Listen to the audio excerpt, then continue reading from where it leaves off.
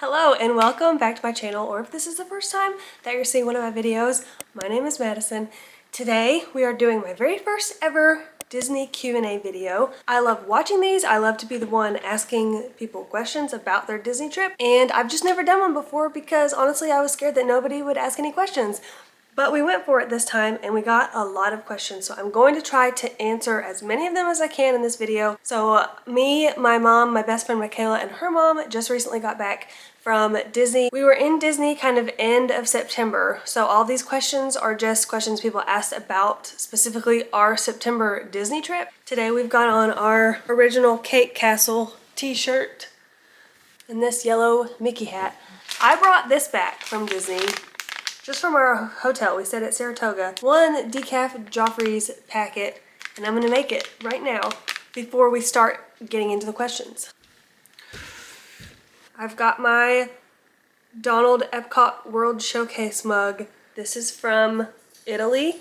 The first time that Dayton ever went with me to Disney World, Epcot ended up being his absolute favorite park. And so we decided when we went back towards the end of our trip to do the World Showcase and to buy something from every country.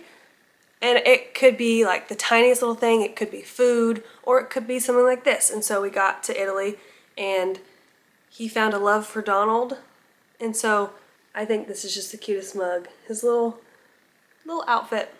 Anyways, I have done my best to organize these questions. I asked on YouTube and on my Instagram for people to submit questions. Oh, but the other thing that I wanted to say was, as of today, I know this video is actually, I'm filming this today, it's not getting posted for a few more weeks, but as of today, we have hit 2,000 subscribers.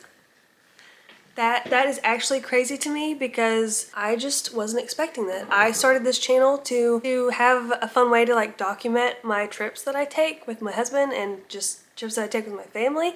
And it's grown into this little Disney community, and I've actually met a bunch of online friends and I've met some in real life now. It's just like crazy. Wasn't expecting it. I think I posted my first video ever about 8 months ago. Thank you so much for being here and for watching my videos. Let's get into the questions. I kind of grouped them into categories, but some of them are just kind of all over the place. So we're gonna start right off with a good one, which is, who was the best traveler out of the four of y'all? I don't know who actually was the best one, but the worst one's definitely my mom. She knows it too though, so it's fine. The amount of times on this trip that I had to remind her what we were doing, where we were going. You know those people that you travel with that are just stressed all the time? You're at your gate 2 hours early and somehow they're stressed about it? That's my mom. Kind of in our group, I planned the whole thing. I did all the reservations. I figured out our schedules. I was mom of the trip. But by who traveled best, I guess I would say Michaela, because she just like, she shows up and she just goes along with literally whatever's happening. So my answer to that is gonna be Michaela. Definitely not our moms. The next one is just budget breakdown. So I'm not the one to take budget advice from. I know there's a lot of great YouTubers out there that actually do Disney budget breakdowns on their trips. I'm pretty sure Carter Sullivan does some. She does like monthly budget breakdowns, just general ones of her life. I know Brianna has done some like intense budget breakdowns where like literally she's saving every single receipt and adding it all up.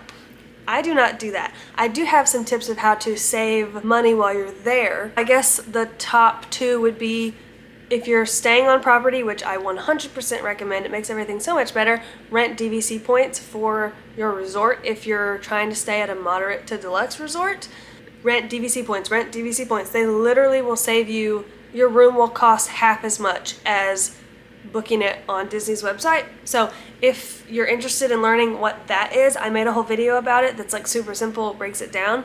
I'll have it linked in like the little tag things.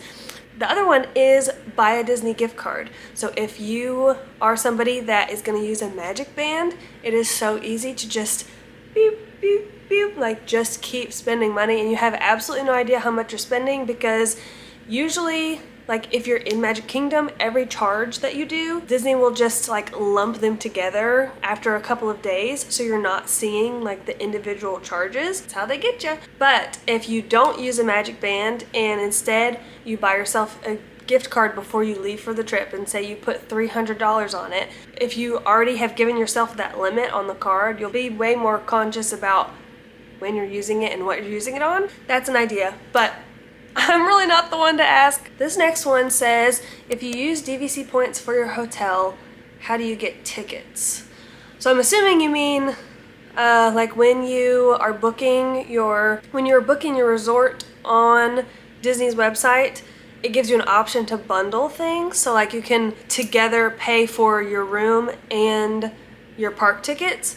So actually when you're booking your resort, you don't have to do that together. You can book just a room, because some people do that. Some people go to Disney World, stay at a resort, and don't even go to the parks. You can do that and you can just buy the room. What most people do is you book your resort and you buy your tickets at the same time, and it just kind of shows you that total price for the whole trip. But you can also go onto Disney's website.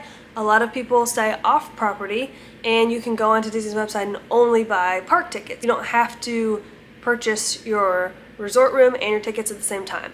Whenever we book through using DVC points, I just go on the website and I just buy the park tickets. I'm not purchasing a room. Does that make sense? I hope that answers the question that you had. These next couple are specifically talking about Disney World resorts. So this first one says, I've never stayed at a Disney hotel in Disney World, but what's your favorite? Okay, so from that, I'm gonna answer from the ones I've actually stayed at. So I've visited a lot of them, but I will answer this based on just resorts I've stayed at. So I think I've only stayed at 3 of the resorts. I've stayed at Saratoga Springs twice, I've stayed at Coronado, and I've stayed at Caribbean Beach. So I used to go to Disney all the time as a kid. We went once or twice a year because I actually did competitive cheer, and one of the competitions every year, I can't remember if it's just once a year or twice a year, is actually in Orlando. We would always go to Disney, but we always stayed off property, or if it was like with the team, we were almost always at Coronado because it's like has a conference center in it, I'm pretty sure. Okay, this answer might be shocking, but out of the 3, my favorite, I think, has been Caribbean Beach. I say that because I'm somebody that actually loves a big resort. I know some people really love tiny resorts. I really like a big resort where I have to walk everywhere. It's just fun to me. And I love the theming of Caribbean Beach. I love all the colors, like all the buildings are painted different colors and there's different islands are kind of like represented. Plus, on top of that, it's a Skyliner resort. So it was really nice having the Skyliner right there. When me and my husband went, we stayed in one of the updated Little Mermaid rooms, and it was super nice. Like double vanity, just everything was new and clean. And I love a big resort, love the Skyliner. And I also think it's just like the memories tied up with the room. Like we just had a really great trip on top of already loving all that other stuff too. I don't know, I think that's my answer. And then a couple people asked kind of the same variation of what resort am I excited to stay in the future, or like a dream resort you want to go to. So I think right now my dream resort and the one I'm most excited to stay at is Polynesian. Every time we're in Disney World, we go to the Polynesian and spend quite a bit of time there. I have most definitely visited that resort the most for a resort that I've literally never stayed at before. We ended up this past trip doing a breakfast at Ohana. The breakfast was so good. You know, it's fun. Go to Magic Kingdom, get on the monorail, do the whole resort loop. That's what I suggest for like a resort day. Bring your refillable resort mug and just fill it up down at Captain Cook's. Polynesian has the best quick service. Captain Cook's, I've eaten there probably 3 or 4 times. The pool looks amazing. The grounds are so pretty. That one's definitely the dream resort for me right now. This next one is show us the souvenirs and merch that you got. I already did that. If you haven't seen that video, I'm pretty sure it's the video that I posted before this one, but I did a full merch haul of everything that we bought. I honestly did not think that I bought that much until I pulled everything out to do the haul, and I was like, oops.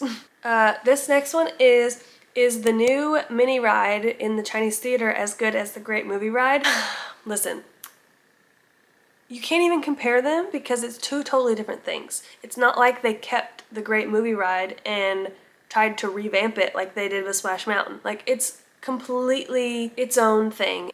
It's way better. They definitely needed to do that. I know there's like a bunch of nostalgia associated with the Great Movie Ride, but after you ride Mickey and Minnie's Runaway Railway, I can't say that word, Mickey and Minnie's Runaway Railway, after you ride it once, you're like, oh yeah, that's better. Maybe that's a hot take, but I really don't think it is. This next one is, do you have an annual pass or would you consider getting one? I do not have an annual pass, and I'm kicking myself for not getting one for myself this year because it would have saved money. I didn't realize how many times we'd end up going this year, and just looking back on how many trips we took, the length of the trips, and how many days we spent in the park, it definitely would have paid for itself this year for sure. I would love to have an annual pass every year. I just think that I'm never gonna, unfortunately, this year was just like a not normal year in the amount of free time that I had, the amount of flexibility that I had. Like, I don't think I'll ever be able to go to Disney the same amount of times that I've been this year. We took a lot of trips. At this point, I have absolutely no idea what 2025 is going to look like. I don't know what my job situation is going to be. I don't know what Dane's job situation is going to be. Just unfortunately can't plan that far ahead right now. Should I have gotten an annual pass this year? Yes. Did I? No. Am I going to be able to next year? Also probably no. My question is about the new lightning lane system, and if you've used it, did you find it to be difficult to understand?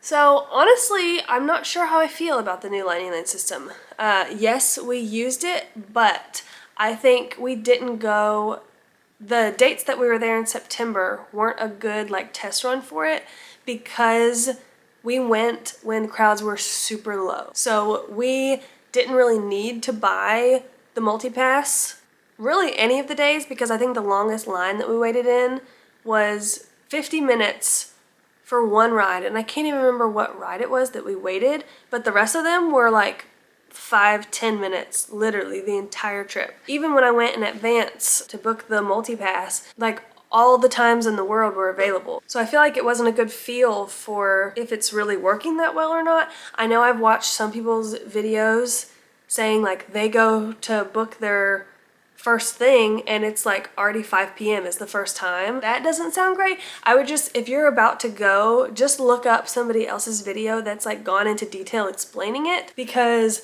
I feel like it is a little bit harder to understand, especially if you've like finally got a hang of the old one. I will say for booking the individual lightning lanes still for like Guardians and rides like that, it was great. But for the multi-pass thing, I'm still not totally sold on. These next couple ones I think are kind of themed around food. This one says, my question is, are there any fancy restaurants to eat at near Disney? My husband and I are going the first week of December and we want to treat ourselves to a nice meal and get all dressed up. There's for sure a ton of fancier Disney dining options. I have not really gone to any of the fancier restaurants just because that's not something that me and my friends or me and Dayton have really prioritized. There's a couple on my list of ones that I'd really like to try. The number one that you're gonna hear from a lot of people is Topolino's. So that's a harder reservation to get, but I've heard from so many people that one's top tier. Another one is Steakhouse 71. Also never been there. Timpanados. Those are all restaurants that are like in resorts. As far as in the parks, I feel like honestly you could choose any restaurant that's in Epcot and like make it fancy if you wanted it to be. The restaurants in France, the restaurants in Italy. I've heard great things about La Cellier in, I think it's Canada. So while I have never actually been to any of those are the ones that I would for sure check out. And then if you are thinking more of like Disney Springs, the two that I love that I have been to are the Boathouse in Disney Springs and the one that just opened up, Summer House on the Lake. Both of them, you cannot go wrong. You can get as dressed up as you want for those two. So the next one is just in general, where is your favorite place to eat? How am I supposed to pick only one? Also, sorry about the sun. It's just The sun's starting to set and I can't really do anything about it. My curtains are pulled. It's just sun's just coming through anyways. Okay, I don't know how I'm gonna pick. Just one. Let me look at a list. I'm not gonna be able to give you an answer of just one. I will give you a couple though. How about I do them in sections? So I'll do favorite in Disney Springs, favorite in the parks, and favorite resort restaurant. Does that work? I will start with Disney Springs because I just know. For sure, favorite restaurant in Disney Springs is Summer House on the Lake. Closely followed by the Boathouse, but Summer House does win. The answers that I'm giving are not honestly going to be like the most popular for everyone, but I'm giving these answers based off of the food that I had there, the experience that I had there. When I think back to what was my favorite meal, I'm not a big food person. I could live off of eating a snack every 2 hours and be great. So like big fancy meals don't really matter to me. I say that just so you know where I'm coming from. I loved the Grand Floridian Cafe. My mom and I ate there. I think we had like a brunch type meal there. I don't know. We had the best waiter. It's super cute. The food was amazing. Service was great. I just loved the vibe of it. So that's gonna be my answer for that one. For restaurant inside of any of the parks, this one probably is not popular opinion either, but Garden Grill. Sorry, I'm trying my best to avoid the sun. Garden Grill is character dining, but my mom and I just had a blast doing that. It was like not super crowded, and so they just kept coming to our table and we were being goofy. The food was so good. If you're looking for a meal that is nice sit down family style but not greasy, go there. They had such good just selection of grilled meats, roasted meats, vegetables, breads. The only thing I don't really like about Garden Grill is the fact that you're rotating the entire time. It moves super slow, but still it would like trip me out sometimes. I think there they might actually serve some of the food that's grown in Living with the Land too. Garden Grill is definitely one that I 100% would go back to. But don't eat there if you hate character dining because they come to your table a lot. Next question is just what store do you like shopping at? Almost all of Disney's stores have the same stuff in them. If you go to a resort, you'll find like some resort specific things, but for the most part, the merch and stuff is all the same. Everybody kind of knows top tier Disney store for the merch is World of Disney. That's in Disney Springs. I love the store that is inside of, I believe it's Japan in Epcot. It's so good. I think that ends up being Dayton's favorite store too. Also at Epcot, the Creations shop is super good too. It's massive. But then there's the like nostalgia of the Emporium at Magic Kingdom. All those are great. My favorite non-Disney store in Disney World is The Basin. They do organic soaps and body scrubs and lotions and all that kind of stuff. My mom and I discovered that store probably in like 2014 or 2015. We absolutely love it. I always buy something from there whenever I go. They have one, there's one shop in Disney Springs, but then there's another one in the Grand Floridian. It just smells good in there. Those are the shops that I just spend the most time in and for sure go in every single time that we're in Disney. This one says, my second question is, what is the weather like in December? How do I dress? So, I've never been to Disney in December before.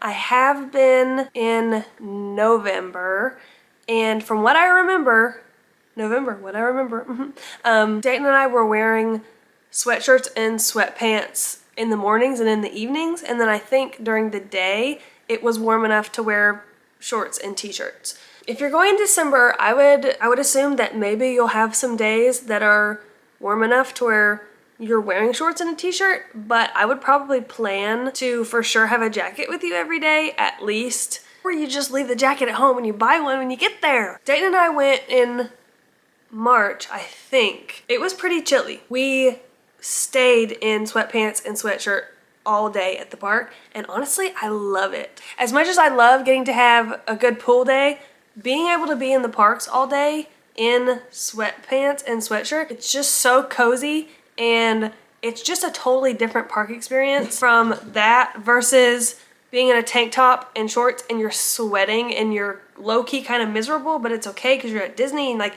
you get AC breaks, but your kind of main goal is to get into air conditioning at all times. Whereas when it's cooler weather outside, you just enjoy your time more, I think. Going to Disney World in December is definitely on my list of things to do. I have gotten to see the Christmas decorations before, but that's because we were there over Thanksgiving, so I wasn't like in the Christmas mode yet. I don't know, I think that would be so much fun. And then you could do Jollywood Nights and what is it? Mickey's Very Merry Christmas Party. So yeah, I would definitely plan on it being chilly, like especially in the mornings and at night, but I hope you have just the best time in December. This next one is, what is the funniest thing that you've witnessed in a line while at Disney? The funniest thing. My brain always goes back to Dayton's face when he was about to have to meet Figment.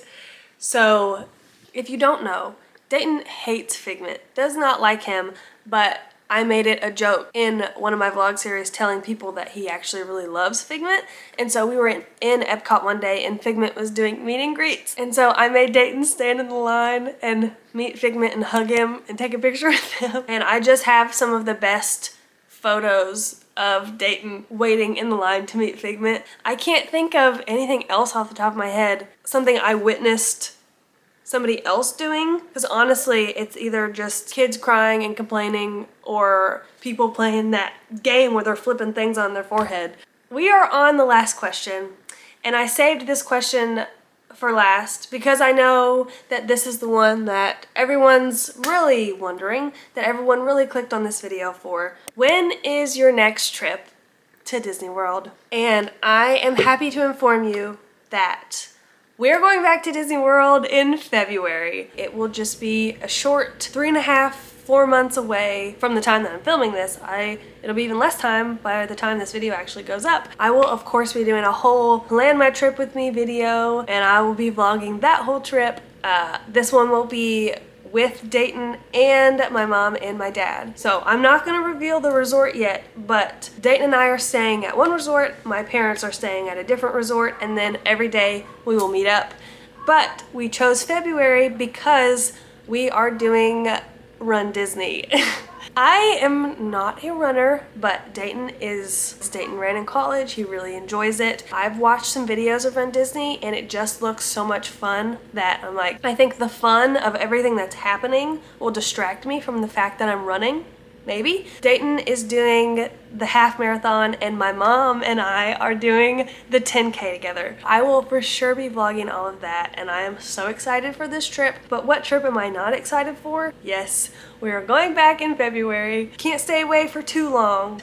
That is it for this Q&A video. I actually really enjoyed doing this, so I for sure want to keep doing this after every time we come back from a trip. And this closes out my September series, but now you don't have to be sad because you know when the next one's coming up. As always, thank you so much for watching my videos and commenting and subscribing to my channel.